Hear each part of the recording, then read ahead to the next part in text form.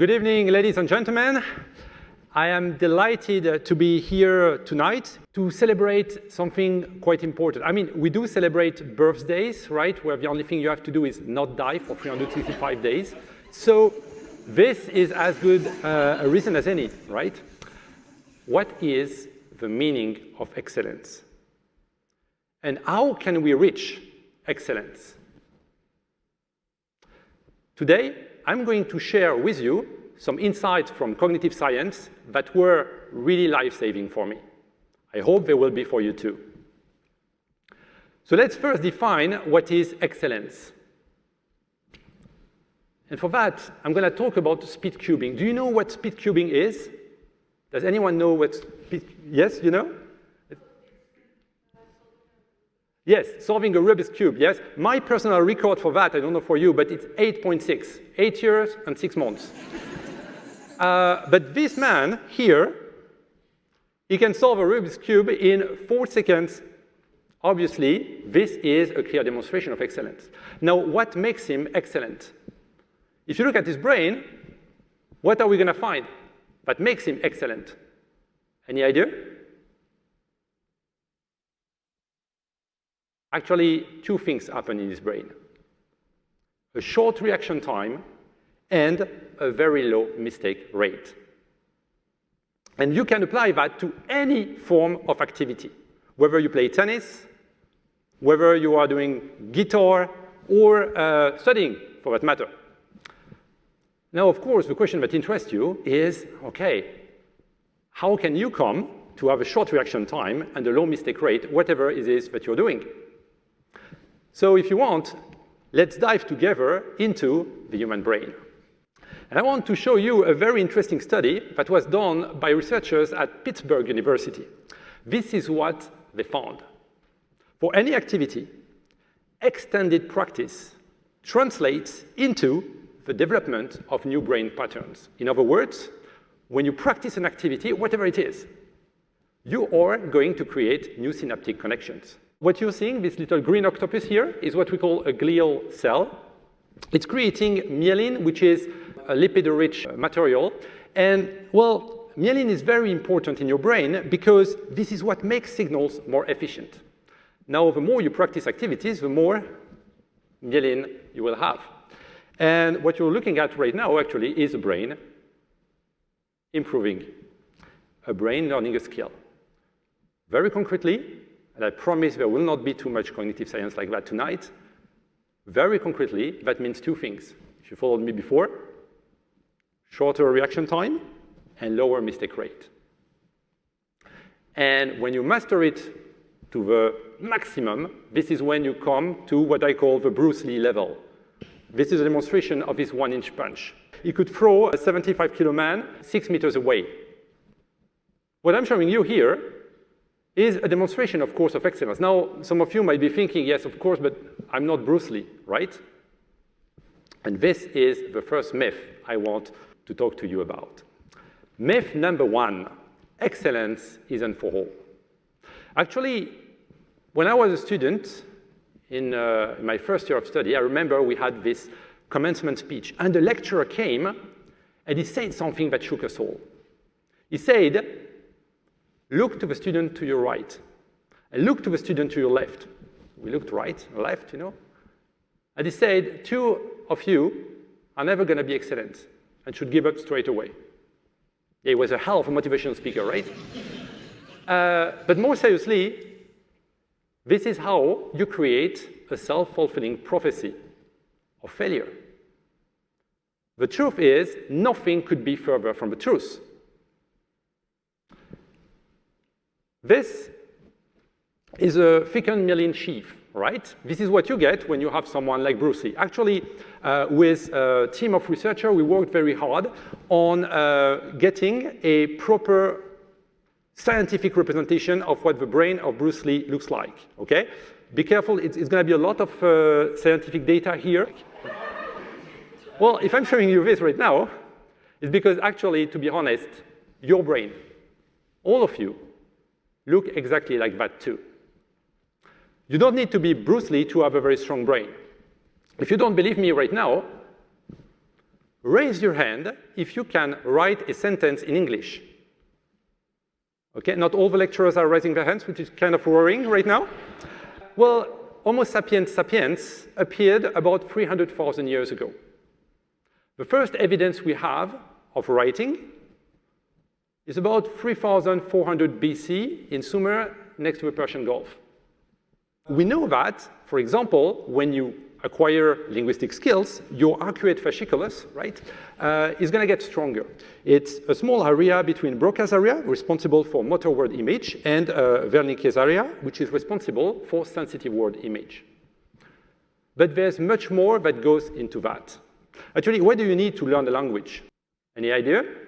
Yeah? Grammar, very good. What else do you need to learn a language? Yes? Yeah? Excellent, yes. You need also to understand the layers of meanings. You need to understand syntax, okay? So language is extremely complex. It's so complex, in fact, that scientists today still do not know exactly how many functions in your brain are involved. And we don't know yet exactly why humans could develop language at all. The kid you're looking at right now is a feral child called Victor. He was found running naked in the forest in Aveyron, and he was around 12. One of the brightest linguists of the time, Dr. Itard, tried to teach him, but he could never teach him proper language and communication. So this is to show you that actually learning language is a super skill. And that means that actually your English teacher is teaching you something which is much more difficult than fighting. Big round of applause for English teachers here.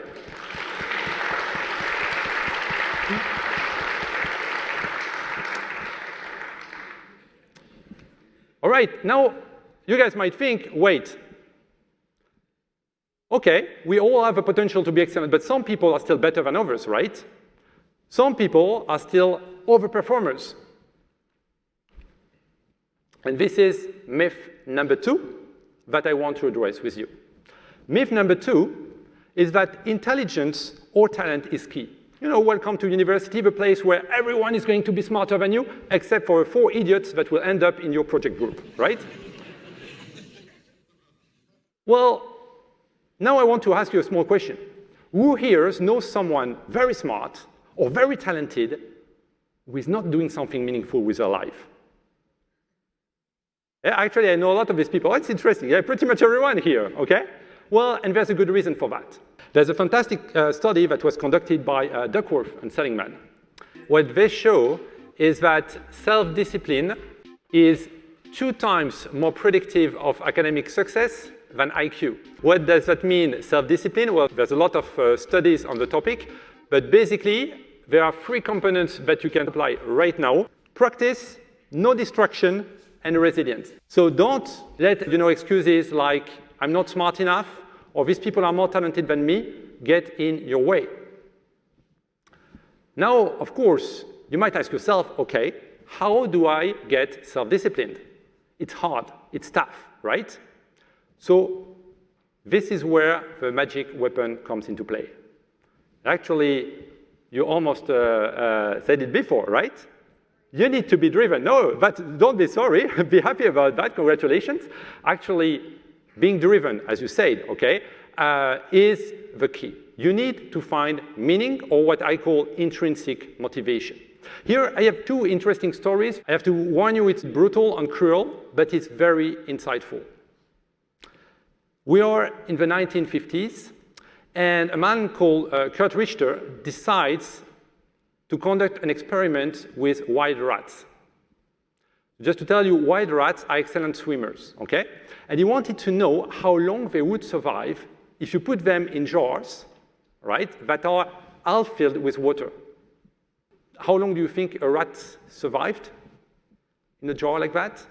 You're pretty close, indeed. The rats survived several minutes, up to 15 minutes, okay? But then he reconducted the experiment, and this time, he said, okay, the first time I see the rats are going to drown, I'm going to take them out of the water, and then I put them back, all right? 1 time. The second time, do you know how long the rat survived in the water? More than 60 hours for some. Days and days and days. Actually, many will not die. So what changed between the two experiments? Yes? Yes, that's a very good point. Actually, what happens is, in the second experiment, you remove hopelessness. The rats have had the experience of being saved. And so fighting, swimming has a meaning for them. And that's what changed. And so this experiment was reconducted in different contexts. Don't worry, never with students, right? Actually, these results were also corroborated by other researchers, including this guy, that you might know for his famous conclusion: do or do not, but do not try. Now, what I want to tell you about this is don't forget about myth number 3. This is also something that we hear commonly about success, right? Hard work. Well, why? Why isn't it only about hard work? Well, first, because as Michael Jordan eloquently put it, if you shoot 10,000 balls the wrong way, you're just going to become great at shooting poorly. And second, because hard work does not help you in front of mistakes.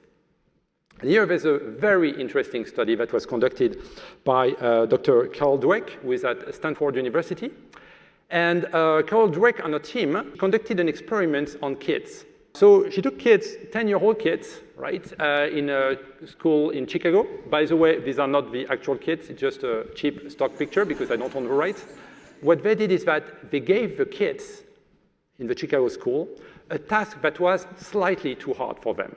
And they realized, actually, that 2 groups of kids appeared. The first group of kids saw this as a learning opportunity. They called that the growth mindset. But the other group of kids, you get it? Well, thought it was completely tragic. They saw it was a failure. And they called that a fixed mindset. Now, what is fascinating is that when the same kids were given a second task later, can you guess what happened? The kids from the first group, the growth mindset group, outperformed, independently of their intelligence. The kids from the second group, the fixed mindset group, tended to cheat, or worse, to look for people that were doing worse than them, to feel good about themselves. Actually, experiments were conducted and their brains were scanned. And you can see that in the response to errors, only the kids with a growth mindset get actually intellectually stimulated when they make mistakes. Not, of course, the fixed mindsets people. But what is also fascinating is that you see that hard work and ability do not play a role in how your brain reacts to mistakes. Now, there's a beautiful story about that. You can actually learn the growth mindset. In 3 of the poorest schools in the United States, growth mindset workshops were elaborated. And guess what? 1 year later, all these classes scored in the 95th percentile in the National Achievement Survey. So this should bring us to reconsider the title that we had, the meaning of excellence. Could actually be rephrased as the excellence of meaning. Ask yourself the question, why are you studying? Studying hard for something which is meaningless for you is called getting a degree. Studying hard for something which is meaningful for you is called receiving an education. And I would like to finish by misquoting my former lecturer. I would like all of you to look to the student to your left now. And I would like all of you to look to the student to your right. Well, listen to me. The 3 of you I've come here to get a degree, but my hope is that you will leave with an education. Thank you very much.